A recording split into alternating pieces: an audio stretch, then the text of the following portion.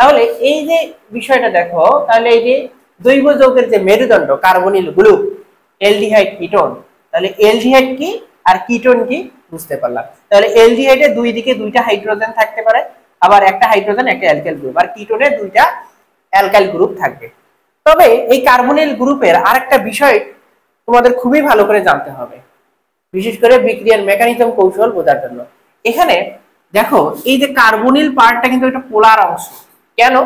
দেখো এখানে কার্বন আর এখানে অক্সিজেন, এই কার্বন আর অক্সিজেনের দেখো এখানে দেখো এই যে এখানে কার্বন আর অক্সিজেন, ঠিক আছে, এই কার্বন অক্সিজেনে কার্বন আর অক্সিজেনে কিন্তু তড়িৎ ঋণাত্মকতার মানের পার্থক্য আছে। এখানে অক্সিজেনের তড়িৎ ঋণাত্মকতার মানের পার্থক্যের কারণে এই বন্ধন জোড় ইলেকট্রন কিন্তু অক্সিজেনটা নিজের দিকে তুলে নেয়।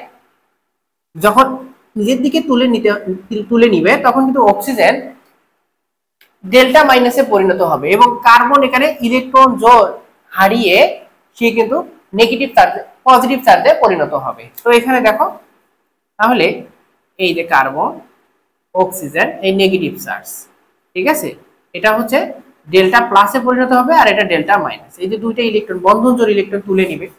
বুঝতে পারছো? তাহলে এই বিষয়টা তোমাদের মনে রাখতে হবে।